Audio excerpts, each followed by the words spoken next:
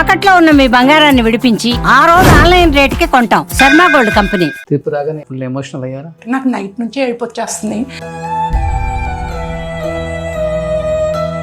బంగారం లాంటి జీవితాన్ని చిదిమేసిండ్రు. కరెక్ట్గానే వచ్చింది. ఇంకా కొద్దిగా జీవిత ఖైదు పడి ఉంటే బాగుంటుంది.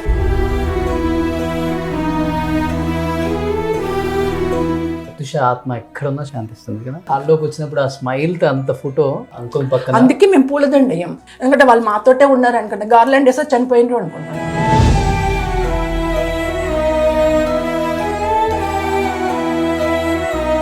Hi hello, welcome to Suman TV. నేను మీ రోషన్. 24 సంవత్సరాలు నిజంగా చరిత్రలో ఎక్కడైనా వింటం తప్పితే ఇలాంటి పోరాటం ఏ తల్లి చేయదు కూడా.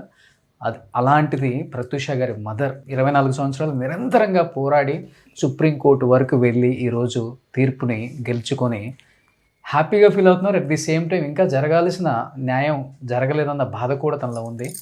అమ్మకు ప్రేమతో చేసినప్పుడు నేను కూడా ఆమె గురించి అక్కడక్కడ వీడియోలు చూడటం తప్పితే ఏంటి ఇంత పిచ్చి అంటే ఇది ప్రేమ అసలు అంటే దానికి అర్థాలే వెతకలేము మనం. అలాంటి ప్రేమ ఉంటుందా అనిపించేది నాకు కొన్ని వీడియోలు చూసినప్పుడు. కానీ అమ్మకి ప్రేమతో వచ్చినప్పుడు క్లియర్గా నేను అర్థం చేసుకుంది, నేను విన్నది తప్పు, నేను చూసింది కూడా తప్పు. ఇది కదా తల్లి ప్రేమ అంటే అనిపించింది ఆ తమ్ముడికైనా ఆ తల్లికైనా.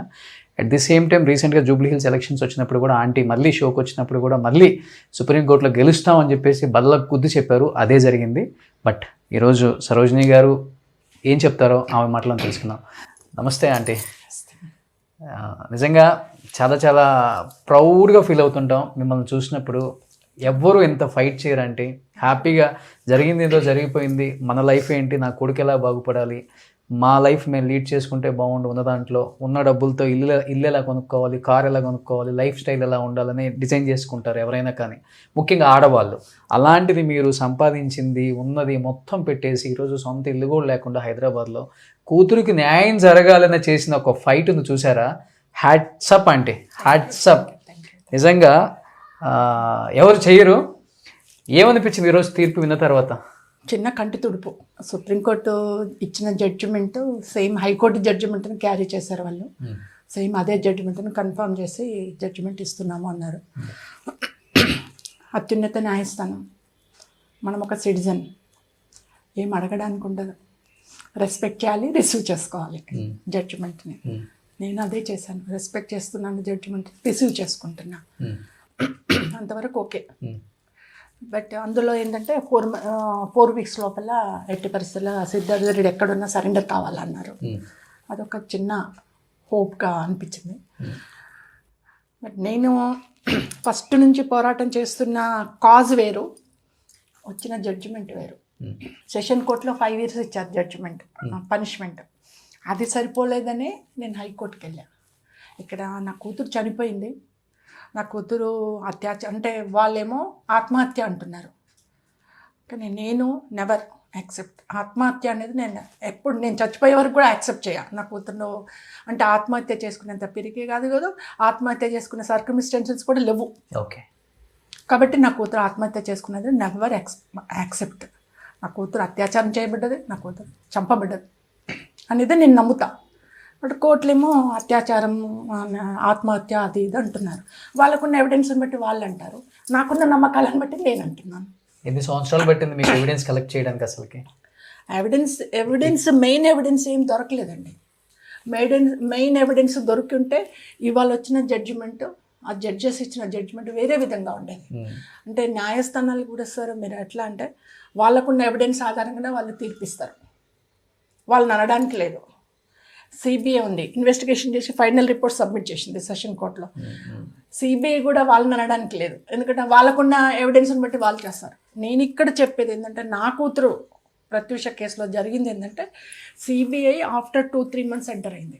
ప్రత్యూష చనిపోయిన తర్వాత ఆఫ్టర్ 2-3 months నేను చంద్రశేఖరరావు గారిని, వైఎస్ రాజశేఖర రెడ్డి గారిని చాలా మార్లు కలిసి, చంద్రబాబు నాయుడు గారిని అప్పుడు ఆయన సీఎం చాలాసార్లు కలిసి, నాకు అంటే ఆ టైంలో ఆ 26 years కిందట నేను ఆమె ఒక గవర్నమెంట్ ఎంప్లాయీ, ఒక మిడిల్ క్లాస్ లేడీ, ఒక క్యూట్ ఫ్యామిలీ, నా నాలెడ్జ్ అంతే.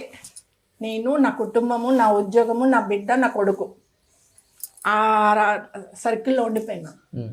కాబట్టి నేను వెళ్ళి సిబిసిఐడికి ఇవ్వండి సార్ అని అడిగిన చంద్రబాబు నాయుడు గారిని. ఓకే అన్నారు. తర్వాత వచ్చేసిన తర్వాత కొంతమంది అడ్వకేట్ వల్ల సిబిసిఐడి ఎందుకు అడిగామో సిబిఐకి అడిగితే బాగుంటుంది, సెంట్రల్ ఇన్వెస్టిగేషన్ అది అడగండి అంటే చంద్రశేఖరరావు గారికి వైఎస్ రాజశేఖర గారికి వెళ్ళి కలిసి చెప్పారు. అందరూ అసెంబ్లీలో అడిగారు. నా చంద్రబాబు నాయుడు గారు ప్లీజింగ్ అయ్యారు. అంటే అతనికి అన్ని వాస్తవాలు తెలుసు, ఎవరికి?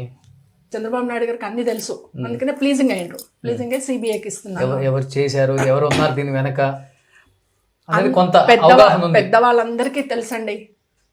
రాజశేఖర రెడ్డి గారికి తెలుసు, చంద్రశేఖరరావు గారికి తెలుసు, చంద్రబాబు అందరికీ తెలుసు. ఎవరు బయటపడరు. బట్ ప్లీజింగ్ అయ్యిండ్రు, దయ చూపిండ్రు. అయ్యో అన్యాయం అయిపోయిన కుటుంబం అనేది ఒక దయ అయితే చూపిండ్రు.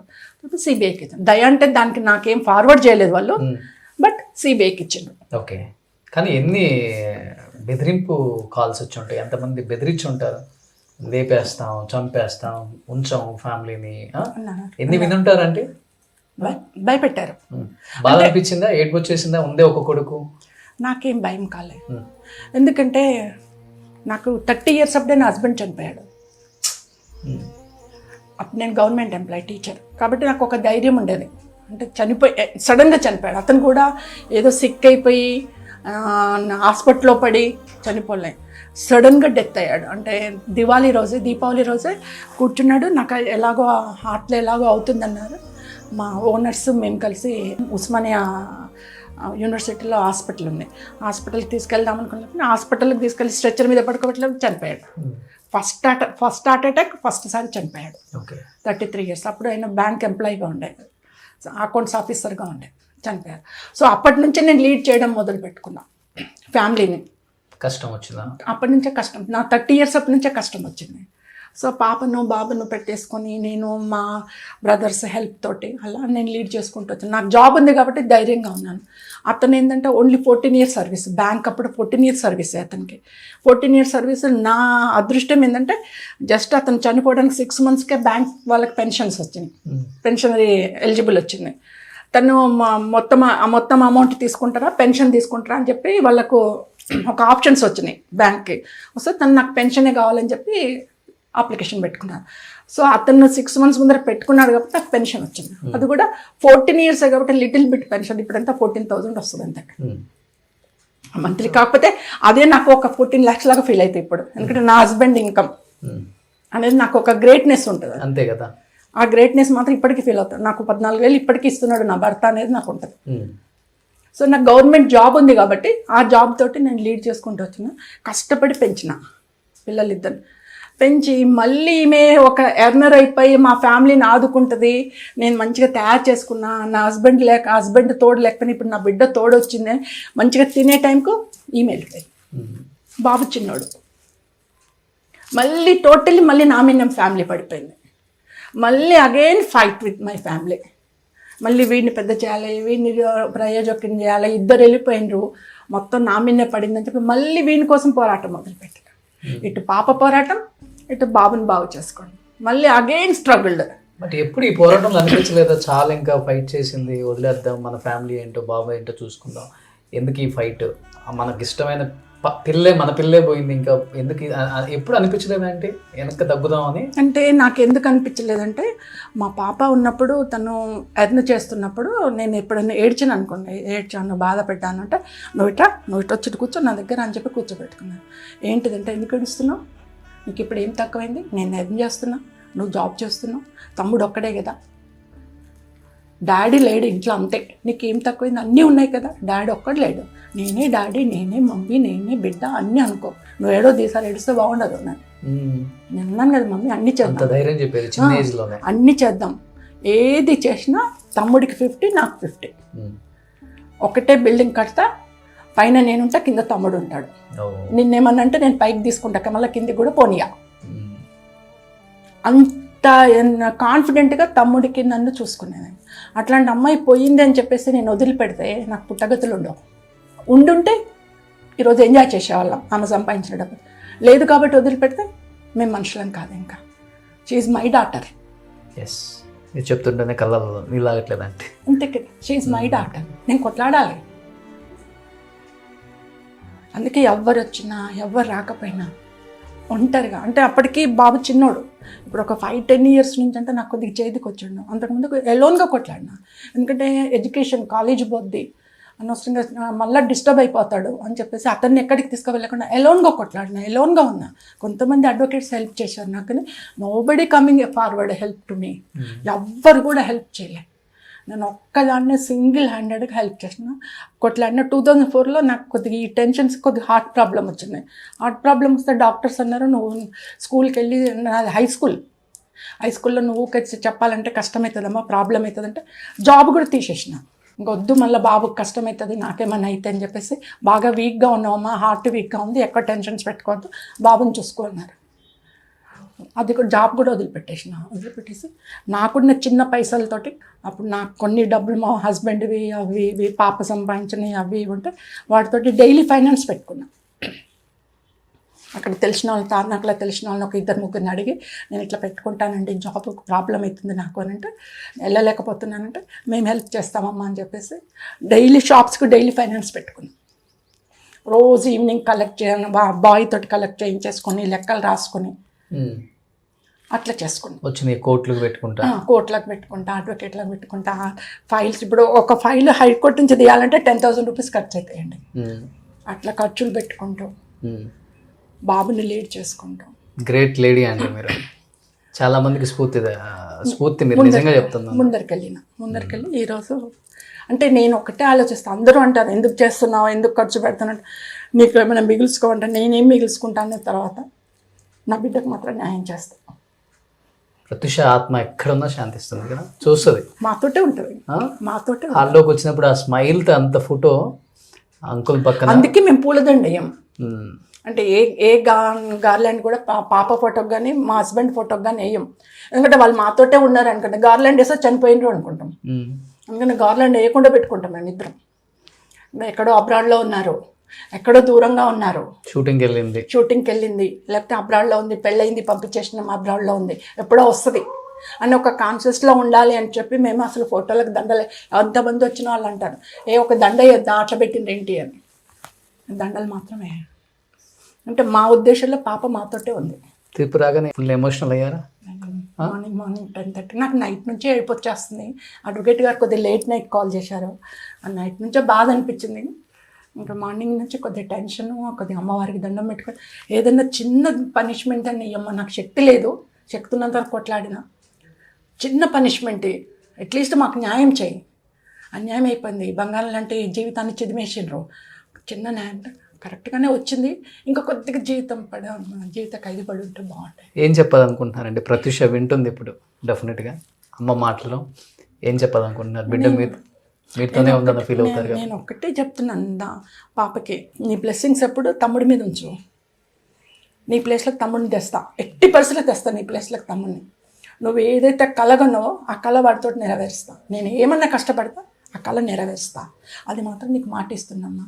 నీకు న్యాయం నీకు నీ న్యాయం వరకు, నీ జస్టిస్ వరకు అంటూ కర్మ ఫలితాన్ని అతను అనుభవించాల్సిందే. అది చెడు కర్మైనా మంచి కర్మాన్ని అనుభవించాలి. అతడు చేసాడు, దాన్ని అనుభవిస్తాడు. దానికి నువ్వు బాధపడద్దు. నిన్నే పంపించేశాడు, నీ ఆత్మను శాంతి చేసుకో. అతను పనిష్మెంట్ పడతాడు తప్పకుండా. అతను ఇంకేమన్నా ఫర్దర్ ఏమన్నా చేసినా దాన్ని నేను ఎదుర్కొంటా, మళ్ళీ ఎదుర్కొని పనిష్మెంట్ పడేట్టు చేసే బాధ్యత నాది. సూపర్ అంటే థ్యాంక్ యూ అండి, థ్యాంక్ యూ సో మచ్ అంటే.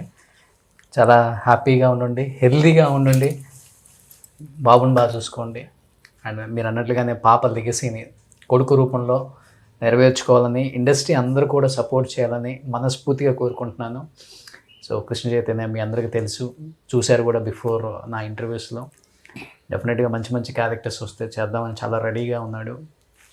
ప్రత్యూష గారిని ఇష్టపడే ఎంతోమంది యాక్టర్స్ ఉన్నారు మన ఇండస్ట్రీలో.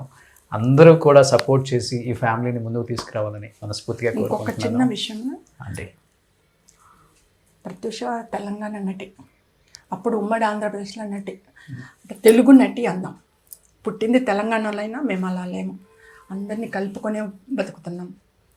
సో ఒక తెలుగు నటిని సినిమా రంగము గుర్తించాలి. ఎంతోమంది ఎక్కడెక్కడో పాత తరం వాళ్ళని కూడా తీసుకొచ్చి గుర్తిస్తున్నారు. ప్రభుత్వాలు, అప్పుడున్న గత 10 సంవత్సరాల ప్రభుత్వాలు కానీ ఇప్పుడున్న ప్రభుత్వం కానీ ఎవరెవరినో కళాకారులుగా గుర్తిస్తున్నారు. మరి ప్రత్యూష కూడా ఒక కళాకారిణి, బతికుంటే ఎంతో మంచి పేరు తెచ్చది తెలుగు రాష్ట్రాలకి, ఎన్నో అవార్డులు సంపాదించది, ఒక మంచి నటి ఉన్నది అనే పేరు తెచ్చది. దురదృష్టవశాత్తు అమ్మాయి వెళ్ళిపోయింది, మా కుటుంబం ఇలా ఆగిపోయింది, అభివృద్ధి కూడా ఆగిపోయింది. ప్రత్యూషను అందరి కళాకారులను గుర్తించినట్టు ప్రత్యూషను గుర్తించండి, ఒక కళాకారిని ఒక నటిగా. ప్రత్యూష అందరి కళాకారులను, బాధతో ఉన్న కళాకారులను ఎలా ఆదుకుంటున్నారో మా కుటుంబాన్ని కూడా ఆదుకోమని చెప్పి అప్పుడు చంద్రశేఖరరావు గారిని బాగా ఎక్స్పెక్ట్ చేస్తున్నారు. చంద్రశేఖరరావు గారిని బాగా కలవడానికి ప్రయత్నం చేశాను. అంతర్జాతీయ తెలుగు మహాసభలు కలిసినప్పుడు అక్కడ ఉంటారమ్మా వెళ్ళండి అంటే అక్కడికి వెళ్ళి కలిసా, అడిగా, కాళ్ళకి దండం కూడా పెట్టా. ఆయనకి పెద్ద ఆయన, మనం చిన్నోళ్ళము అని చెప్పి దండం కూడా పెడితే నేను తప్పకుండా చేస్తానమ్మా, మీరు ప్రగతి భవన్కి రండి అన్నారు. ప్రగతి భవన్కి రండి అని చెప్పి కూడా 10 ఏళ్ళు అయిపోయింది. ఏం ఎక్స్పెక్ట్ చేస్తున్నారు? ఉండడానికి ఒక ఇల్లు ఏదని కోరుకుంటున్నారా? స్థలం ఇవ్వమని అడుగుతున్నాను, ఇంటి కోసం స్థలము, ఏమన్నా ఫైనాన్షియల్ సాయం చేయండి అని అడుగుతున్నాను. ఏది ఇచ్చినా పర్వాలేదు, కుటుంబాన్ని ఆదుకోమని సీఎం రేవంత్ రెడ్డి గారిని కూడా అడుగుతున్నాను. సూపర్. సో సీఎం గారు అండ్ రేవంత్ రెడ్డి గారిని, కాంగ్రెస్ గవర్నమెంట్ను కూడా, అంటే ఇన్ని సంవత్సరాలు కూడా వాళ్ళు ఎప్పుడు ఓపెన్గా అడగలేదు. ఫర్ ద ఫస్ట్ టైం ఈ తీర్పు వచ్చిన తర్వాత 24 సంవత్సరాలు మా పోరాటం అంతా కూడా సంపాదించింది ఆ పోరాటంలోనే అయిపోయింది. ఇప్పుడు నిజంగా అంటే బతకడానికి నిజంగా ఫైనాన్షియల్గా ఎవరికైనా చాలా ఇబ్బంది ఉంటుంది. అండ్ ముఖ్యంగా నటీనటుల కుటుంబాలకు చాలా చాలా కష్టం ఇది. ఆమె ఎప్పుడు నోరు తెరిచి అడగలేదు, ఫస్ట్ టైం ఈ తీర్పు వచ్చిన తర్వాత అడుగుతున్నారు. రేవంత్ రెడ్డి గారు అండ్ కాంగ్రెస్ గవర్నమెంట్ అండ్ ఒక్కసారి మీరు వాళ్ళని పిలిపించుకొని మాట్లాడే ప్రయత్నం చేయండి. అట్ ది సేమ్ టైం వాళ్ళకు కుదిరితే ఏదైనా స్థలం కానీ లేకపోతే ఇల్లు కానీ ప్రొవైడ్ చేసి ఫైనాన్షియల్గా సపోర్ట్ చేస్తే 2 తెలుగు రాష్ట్రాలలో ఎలాంటి ఏ గవర్నమెంట్కైనా కానీ మంచి పేరు వస్తుంది. డెఫినెట్గా చిరస్థాయిగా నిలిచిపోతుంది మీ పేరు కూడా. అండ్ డెఫినెట్గా చేస్తారంటే అండ్ మా సైడ్ నుంచి కూడా మేము సపోర్ట్ చేయమని చెప్పి కూడా అడుగుతాము. డెఫినెట్గా మీరు హ్యాపీగా ఉండాలి అండ్ సంతోషంగా ఆరోగ్యంగా ఉండాలని మనస్ఫూర్తిగా కోరుకుంటున్నానండి. థ్యాంక్ యూ అండి, థ్యాంక్ యూ సో మచ్ అండి. సుమన్ టీవీలో మీ పర్సనల్ అండ్ బిజినెస్ ప్రమోషన్స్ కోసం కింది నెంబర్కి కాంటాక్ట్ చేయండి.